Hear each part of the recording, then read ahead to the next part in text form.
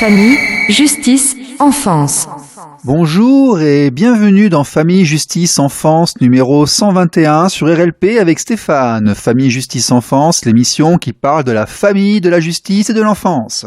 Aujourd'hui, nous aurons le plaisir de démarrer une série d'émissions avec Frédéric Benahi, travailleur social, chargé de prévention et chef de service dans le cadre de la protection de l'enfance. Nous cherchions un professionnel de l'ASE pour discuter avec lui. Nous en avons trouvé un, et pas n'importe lequel. Frédéric Benahi est auteur pour les éditions Les Trois Colonnes, avec notamment Les Loges du Social en 2019, ainsi qu'en 2020, Adolescents, entre ennui, épuisement et mise en danger des parents face au temps. Monsieur Benahi a un peu plus de 20 ans d'expérience et nous a très gentiment consacré un peu plus d'1 heure et demie d'entretien que nous vous présenterons dans cette émission et les suivantes. Mais tout d'abord, quelques actualités, ne bougez pas, c'est juste après ça. RLP.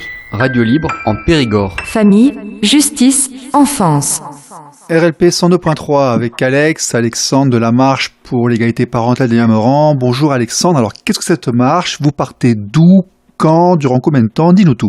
Et bonsoir Stéphane. Le collectif donc du coup a pour but de partir de Paris à Strasbourg du 10 novembre au 5 décembre. Voilà, on aura plusieurs points rencontres. On invite un maximum de personnes aussi à participer à la marche à certaines étapes, il y aura un dossier pour participer pour chacune des personnes qui le souhaitent. Et le but étant de mettre en avant tout ce problème de manque d'égalité parentale en général. Et vous êtes combien à marcher? On sera 7 marcheurs et 3 marcheuses. D'accord, et est-ce que vous êtes reçu par quelqu'un ensuite à Strasbourg? Pour le moment, on garde tout ça entre nous, on travaille dessus en équipe et le but étant d'être reçu bien évidemment à Strasbourg. Oui. D'accord, et je crois qu'il y a un rendez-vous pour tout le monde, un rendez-vous commun à Paris, début décembre. Exactement, tout à fait. Le 5 décembre, donc, on organise une manifestation. Pareil, le but étant que le maximum de personnes en France puissent s'y réunir le 5 décembre à 10h devant Place Bastille. Ok, nous en reparlerons parce que je crois que nous avons prévu une émission étape avec Damien et son équipe. Merci Alexandre, merci beaucoup, à bientôt. Au revoir. À bientôt, merci, au revoir. RLP. Radio libre en Périgord. Famille, justice, enfance.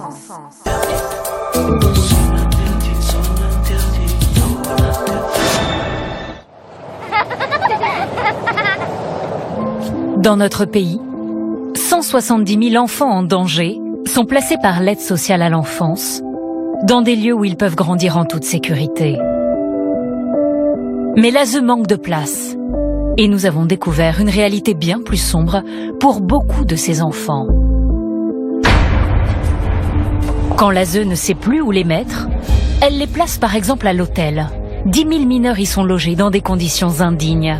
Des ados de 14-15 ans cloîtrés dans des chambres sordides. Ils y vivent pendant des mois, voire des années. Donc là, t'es en roue libre dans un hôtel. Je sors, j'en prends l'heure que je veux, mais quand ça va pas, je fais aussi. Je peux pas rester en hôtel, c'est pas ma place. Face à la détresse de ces gamins cassés, certains éducateurs sont totalement désabusés. Ça me renvoie des choses pour lesquelles je me suis pas engagé en tant qu'éducateur. Nous nous sommes aussi fait embaucher dans des foyers où sont placés des ados en roue libre. Salut le Lamborghini. Quand tu dis que je vais travailler, il n'y a pas l'âge de travailler. À faire quoi? Livrés à eux-mêmes, ces garçons se retrouvent mêlés à toutes sortes de trafics. J'ai vendu blaireau, cambriolage, vol de voiture devant le foyer. Les filles, elles, qui ont entre 14 et 17 ans, sont des proies pour les proxénètes. Là, on est ensemble. Il y a des mecs qui vont venir te chercher, ils vont te mettre dans le table, on passe au support même pas, tu vois. Il y a une grosse problématique de prostitution. Et dans ces cas-là, on fait quoi? Pas grand-chose. Du côté des familles d'accueil, notre enquête montre aussi de graves défaillances. Nous nous sommes fait passer pour un couple souhaitant accueillir des enfants. Bonjour. Et sans rien savoir de nous, ce prestataire de l'ASE est prêt à nous confier des enfants sans même contrôler notre identité. J'ai une maison de 3, vous êtes sûrement tous les deux. Comment vous avez 4 places? 4 places, c'est 4 enfants. Ouais. En tout cas, notre profil vous intéresse. 8,5 milliards d'euros sont pourtant dépensés chaque année. Un système opaque où chaque département gère comme il l'entend sa propre protection de l'enfance. Pendant plus d'1 an, nous avons pénétré dans ce monde déconcertant qui peine parfois à protéger les enfants et expose certains d'entre eux à de nombreux dangers. Bonsoir à tous. C'est une enquête révoltante que vous allez découvrir. Chaque année, dans notre pays, l'aide sociale à l'enfance place des milliers d'enfants en danger. Il y a 3 ans, nous avions déjà dénoncé de graves dysfonctionnements. Des jeunes livrés à eux-mêmes, déscolarisés, dans des foyers délabrés. La situation s'est-elle améliorée? Nous sommes retournés dans ces foyers et ce que nous avons découvert est toujours aussi inacceptable. Des adolescents qui sombrent dans la délinquance, des jeunes filles qui se prostituent.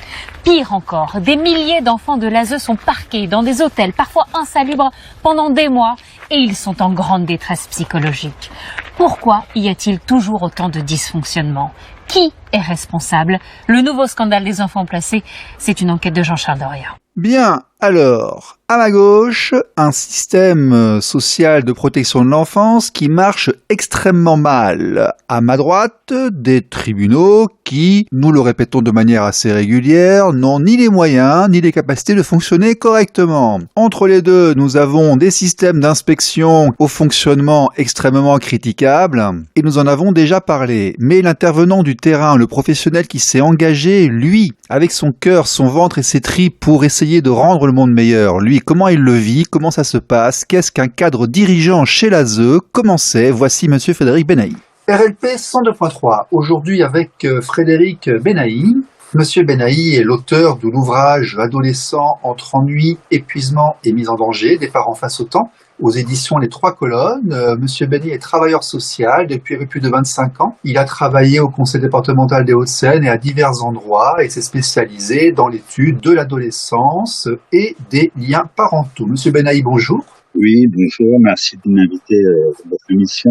Merci d'être venu nous voir, c'est très gentil. Ça fait longtemps que vous voulez avoir un spécialiste de l'aide sociale à l'enfance, un travailleur social qui vienne discuter avec nous, répondre à nos questions. Nous sommes très heureux. Est-ce que vous pouvez, s'il vous plaît, vous présenter un petit peu, dire quel est votre parcours, votre travail, qui vous êtes? Alors j'ai un parcours assez atypique puisque j'ai commencé par faire des mathématiques, vous voyez, ce qui est quand même très loin de l'objet de travail de ce jour. Et en même temps, j'étais auprès d'adolescents en difficulté. Donc j'ai rapidement compris les enjeux de société qu'il pouvait y avoir sur cette tranche d'âge, qui m'a amené finalement à me réorienter vers le travail social et à entamer donc une formation de travailleur social. J'ai commencé à exercer à l'aide sociale à l'enfance, donc dans le cadre de mesures de placement pour des enfants confiés généralement par mesure judiciaire.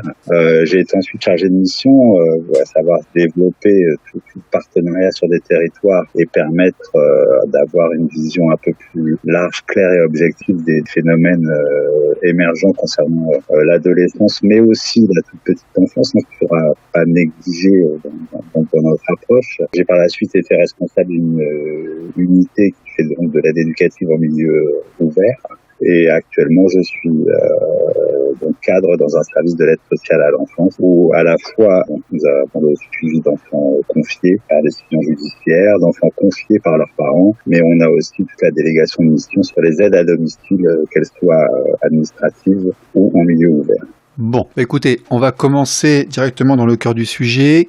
Qu'est-ce que c'est effectivement qu'une AEMO? Expliquez-nous ce mot qu'on entend régulièrement, qui fait peur. On a l'impression, oulala, il y a une AEMO, qu'est-ce que ça veut dire? Qu'est-ce que ça signifie? Est-ce que c'est compliqué pour mon enfant? C'est dangereux? Ça veut dire qu'on va pas bien et autres? Expliquez-nous en fait, qu'est-ce que c'est que cette chose-là? Alors, je pense que ce qui est important qu'on puisse préciser aux auditeurs, c'est que depuis 2007, en fait, existe ce qu'on appelle le principe de subsidiarité, c'est-à-dire que le juge est vraiment interpellé en dernier ressort. Donc il y a une différence fondamentale entre ce qu'on va appeler une mesure administrative, donc on appelle généralement l'AED, l'aide éducative à domicile, qui se fait donc dans un cadre administratif avec l'accord des deux parents, et l'AMO, l'aide éducative en milieu ouvert, qui est une mesure judiciaire prononcée par un juge des enfants. Je me permets d'être un peu plus précise sur ce point, parce que en fait, dans la réalité, depuis la loi de 2007, l'AMO ne devrait intervenir qu'en dernier recours. C'est-à-dire que les dispositifs de protection de l'enfance sont prévus pour qu'on aille de façon systématique rechercher l'adhésion des parents, pour travailler dans un cadre administratif, pouvoir avec eux décliner des objectifs et des projets. Je reste, moi, encore assez interpellé par le nombre de saisines du juge des enfants dans le cadre des mesures en milieu ouvert. Je pense qu'il y a toute une pédagogie, mais on en parlera plus tard, à faire auprès des travailleurs sociaux. C'est-à-dire qu'il faut aussi pouvoir compter à un moment sur l'intelligence des parents à pouvoir eux-mêmes solliciter une aide dans un cadre qui ne soit pas contraint, contrairement à l'AMO qui a un cadre imposé et souvent qui est mal compris et mal expliqué aux parents. C'est-à-dire que dans l'aide administrative, il y a tout un temps d'explication aux parents sur finalement qu'est-ce que vient faire la puissance publique, puisque c'est toujours la puissance publique. Pourquoi la puissance publique vient faire ingérence dans la famille. C'est quand même toujours une atteinte à la vie privée, et ça, il faut que les travailleurs sociaux en aient conscience. Et en fait, on a de meilleurs résultats quand même dans un cadre administratif, puisqu'on part du principe que les deux parents sont d'accord pour accepter une aide, et ce qui peut être une aide effectivement dans le cadre d'une séparation. Le recours au juge des enfants me semble, dans un certain nombre de mesures, un peu abusif, puisqu'en fait vous avez des parents qui sont relativement coopérants, et d'ailleurs le juge des enfants légalement doit lui aussi recueillir l'adhésion des parents. C'est-à-dire qu'il est complètement utopique de pouvoir penser le travail éducatif sous une forme uniquement contrainte. C'est pas quelque chose qui donne de bons résultats, puisque vous avez des processus qui se mettent en place où les parents, de fait, vont déclencher des défenses et ne vont pas être dans une forme d'adhésion et dans une forme d'un projet commun qui serait pensé pour l'enfant. Donc ça, c'est une différence importante de préciser, c'est-à-dire que l'AMO doit vraiment arriver en dernier ressort. Et chaque parent doit pouvoir être invité à contractualiser, lui, avec les services de l'aide sociale à l'enfance, une mesure administrative. Une mesure administrative, c'est un contrat où en fait les deux parents s'engagent sur des objectifs et ce contrat peut être renouvelé autant de fois que nécessaire et peut aussi être interrompu quand effectivement l'aide n'est plus efficiente. Mais donc en première intention, c'est vraiment l'aide administrative qui doit être considérée comme prioritaire. L'AMO intervient suite à une information préoccupante généralement qui a été évaluée par un service tiers qui amène les parents à être confrontés une première fois, généralement à un binôme d'évaluateurs. On est dans une société de l'évaluation.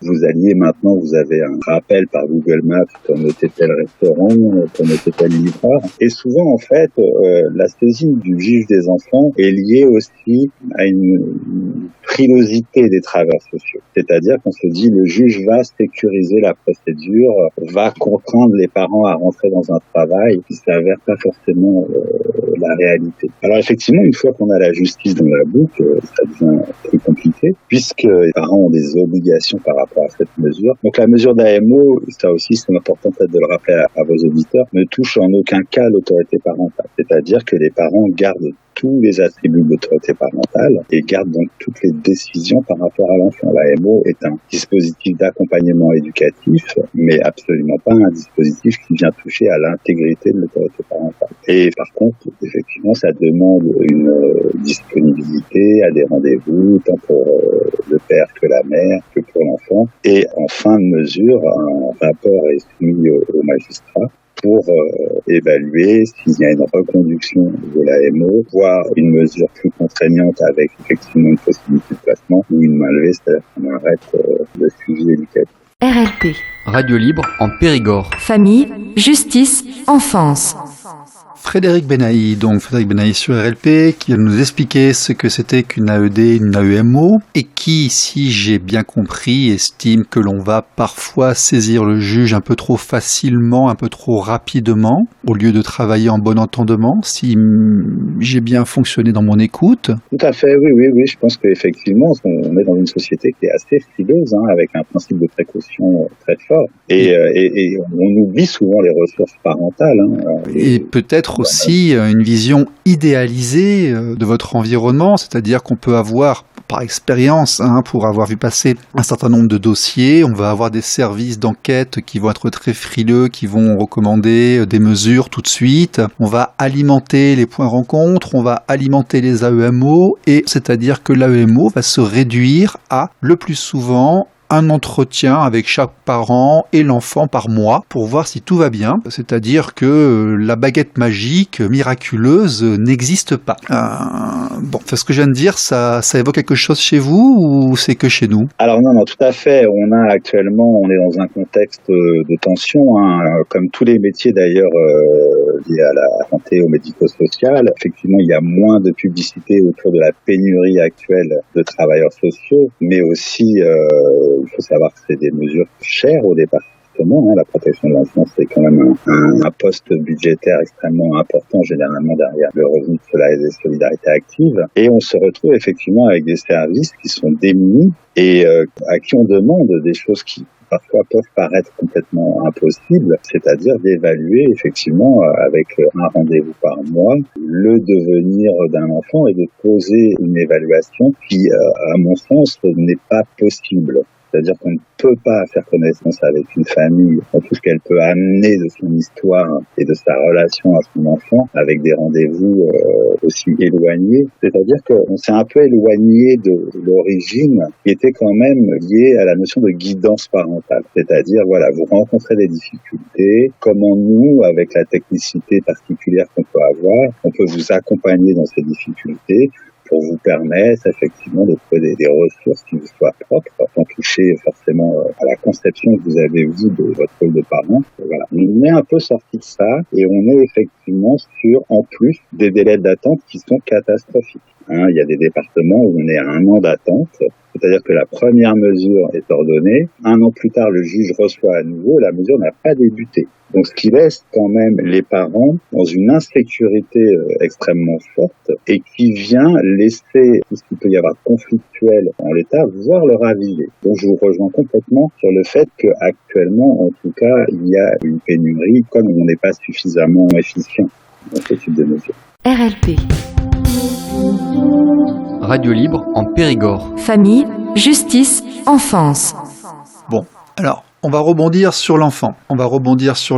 La souffrance chez l'enfant. C'est un point qu'on avait évoqué dans notre préparation. Là, on l'avait noté. Quels sont les critères d'identification de la souffrance chez l'enfant? Quelles limites dans l'association de l'enfant à la décision des adultes? Donc, on comprend bien qu'une AEMO, un juge des enfants, arrive, dit il y a un problème, une information préoccupante a été faite. On va définir ce cadre-là éventuellement. 2 personnes sont venues en regarder. On dit oh là là, peut-être qu'on va envoyer un pro parce qu'on n'est pas sûr de ce qui va se passer. Quelqu'un finit finalement par arriver, et là-dedans, l'enfant. Comment on associe l'enfant? Que fait-on avec l'enfant? Comment on l'observe? Quels sont les signes? Alors, ce qu'il faut savoir, c'est qu'un enfant nous parle tout le temps. C'est-à-dire que du bébé jusqu'à l'adolescent, chez les bébés, c'est assez impressionnant quand vous avez notamment des bébés qui s'endorment en entretien. C'est-à-dire qui tout d'un coup s'apaisent. C'est-à-dire que la parole de l'adulte qui est dit vient tout d'un coup les réconforter. Ça vous peut avoir des bébés qui passent d'une très forte agitation à quelque chose de beaucoup plus apaisé, qui comprennent le sens de la démarche. Alors quand on parle de critères d'identification de la souffrance chez l'enfant, on a eu moult tentatives de guides avec des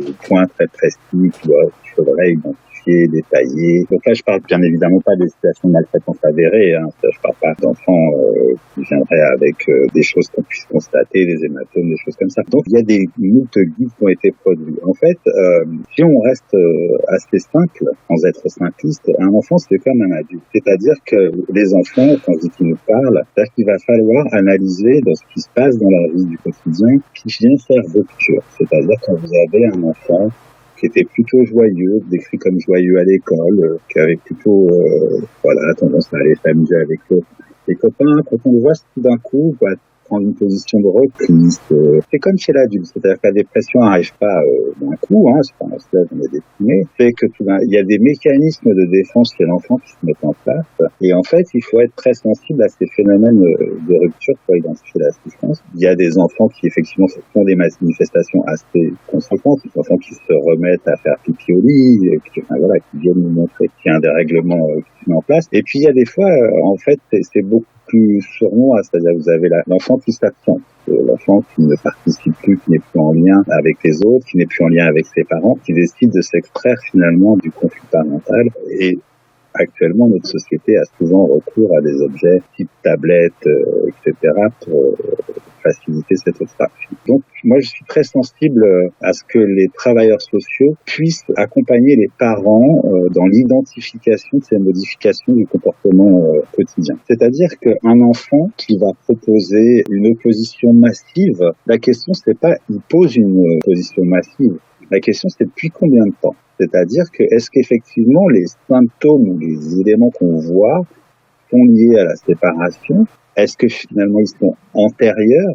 On a tendance un peu à tout mélanger. C'est-à-dire que vous avez par exemple des enfants qui vont avoir des problèmes d'orthophonie, ça arrive. Est-ce que ce problème-là est antérieur à la difficulté du couple? Ou est-ce que c'est un problème qui va être réactionnel? C'est-à-dire qu'il faut vraiment, tout l'enjeu de la protection de l'enfance, c'est de sortir de ces espèces de guides, de ces espèces de schémas de pensée dogmatiques pour retourner à quelque chose de beaucoup plus bienveillant et pouvoir expliquer aussi aux parents pourquoi l'enfant propose ce type de réaction. Parce que le parent, dans 90% des cas, a les ressources pour travailler avec l'enfant sur cette question-là. C'est-à-dire que effectivement, un enfant qui va demander en permanence la tablette pour s'extraire ou des choses comme ça, c'est des choses qu'on peut retravailler de façon très tranquille avec l'enfant. Une fois que le parent a compris pourquoi l'enfant proposait ce type de réaction. Le pipi au lit est assez symptomatique, c'est-à-dire que quand le parent comprend que en fait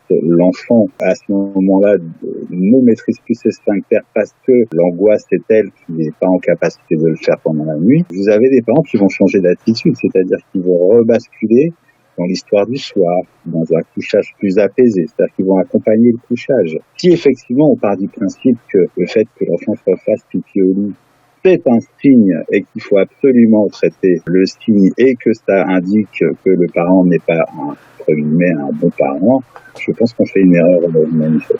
RLP. Radio libre en Périgord. Famille, justice, enfance.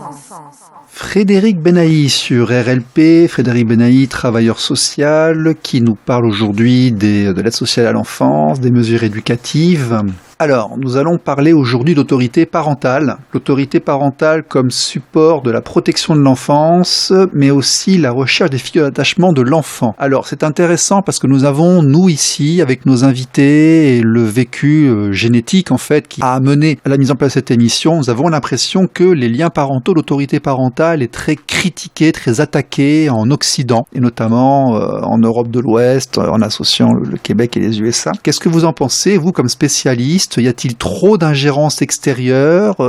Est-ce que vraiment l'autorité parentale se délègue de plus en plus à l'État? On voit que la loi 15 au Québec, par exemple, remet en cause la primauté biologique. Est-ce que vous sentez une tendance dans votre travail dans cette direction-là? Alors, on a effectivement ce mouvement qui est à l'œuvre actuellement, notamment pour, on reste sur les mêmes thématiques, c'est-à-dire des compétences parentales. C'est-à-dire qu'on vient de façon assez abrupte parfois expliquer à des parents que ce sont de mauvais parents parce qu'ils ne font pas bien telle chose et telle chose. Je pense que la première erreur qu'on fait aussi, et c'est moi j'insiste beaucoup avec les personnes que j'encadre, c'est d'expliquer ce qu'est l'autorité parentale.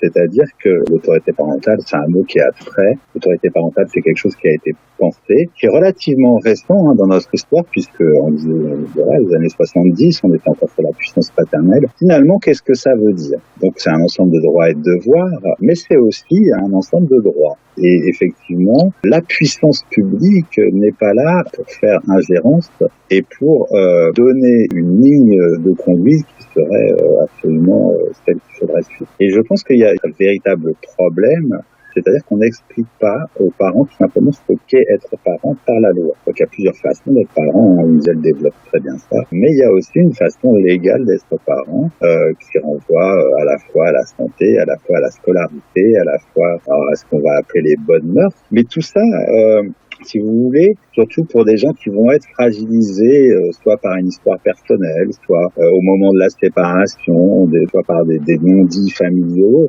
fait que cette autorité parentale, elle est moins bien comprise. Et je pense qu'il y aurait besoin systématiquement, et en tout cas moi je m'y attache, c'est-à-dire de rappeler aux parents, et notamment dans l'AMO et l'AED, qu'ils restent les titulaires exclusifs de l'autorité parentale. On va décaler des figures d'attachement. C'est-à-dire qu'au fond d'un enfant, et ça la loi de 2022 le redit de façon très claire, il est nécessaire aussi de comprendre quelles sont les figures d'attachement de l'enfant. C'est quelque chose qu'on va retrouver dans les familles recomposées, qu'on va retrouver aussi quelle est la place des grands-parents, ça mériterait une émission je pense. Et donc ces deux choses-là, c'est-à-dire que le parent, il faut lui expliquer qu'il est parent, et il est parent jusqu'aux 18 ans de son enfant, ou émancipation, s'il y a émancipation. Mais en tout cas, le travail est de conforter l'autorité parentale, tout simplement pour lui permettre de s'exprimer. Après, on peut toujours faire le constat, effectivement, qu'il y a des difficultés dans l'exercice des droits et des devoirs. On retrouve ça beaucoup dans le débat actuel autour de ce qu'on appelle le devoir de surveillance, avec effectivement ces ados qui sont tardivement à l'extérieur du domicile. Encore faut-il qu'on ait expliqué à ces parents que dans les attributs de l'autorité parentale, ils étaient amenés à devoir surveiller leur enfant. C'est-à-dire qu'on ne peut pas poser de règles tant qu'on ne connaît pas la règle. Donc pour moi, de toute façon, l'autorité parentale, c'est le point de départ. C'est-à-dire qu'un enfant, la filiation est établie et on part de la filiation de façon systématique. Parce que sinon, on le paye très cher à l'adolescent. C'est-à-dire que moi, le constat que je fais en tant que professionnel, c'est que à chaque fois qu'il y a une difficulté sur l'autorité parentale, qui la détient, une des reconnaissances qui sont pas les bonnes, on va avoir, au moment de l'adolescence, des mouvements de mise en danger, des mouvements les enfants ne vont pas aller bien. Donc, en fait, c'est le premier travail que doit faire un service de protection de l'enfance, c'est réaffirmer et interpeller l'autorité parentale. C'est-à-dire, je développe mon propos, il faut s'autoriser à aller chercher les pères. C'est-à-dire, ils en font ce qu'ils veulent. C'est-à-dire qu'ils peuvent effectivement à un moment, ça arrive, me dire, écoutez, non, moi je ne m'engage pas dans ce travail avec vous. Moi j'ai été souvent dans ma carrière effaré par le nombre de mesures où les pères ne sont même pas convoqués. C'est-à-dire que les pères apprennent par le service, dans un temps relativement long, qu'il y a des choses qui se passent pour leur enfant. De mon point de vue, c'est inadmissible d'un point de vue légal, mais c'est aussi inadmissible parce que tout de suite, on fait de façon inconsciente une forme de délégation de l'autorité parentale pour l'autre parent, et l'enfant ne peut pas s'y retrouver. C'est-à-dire que quand la puissance publique convoque des parents, elle doit se donner les moyens de convoquer les deux parents. Charge à eux de se saisir ou pas de ça. Moi, j'ai vu trop de rapports avec les filiations non établies, en fait, on est beaucoup dans un discours déclaratif. Alors, par exemple, une pratique, c'est que je demande systématiquement les actes de naissance actualisés avec les notions marginales. Ça paraît rien, mais on fait de sacrées découvertes, voilà. C'est-à-dire que, effectivement, on retrouve des pères qui, effectivement, ne sont pas informés des décisions, ne sont pas informés des décisions de justice, pour Y raison, parce que résident à l'étranger, parce que pas présent au moment où l'information a été faite. Donc parce voilà, que l'éducation nationale privilégie l'un des deux parents systématiquement, on va le dire aussi, ça arrive très communément. Oui, ça je l'ai même vécu moi à titre personnel, où effectivement il faut systématiquement rappeler aux administrations de façon générale qu'on existe en tant que père, voilà.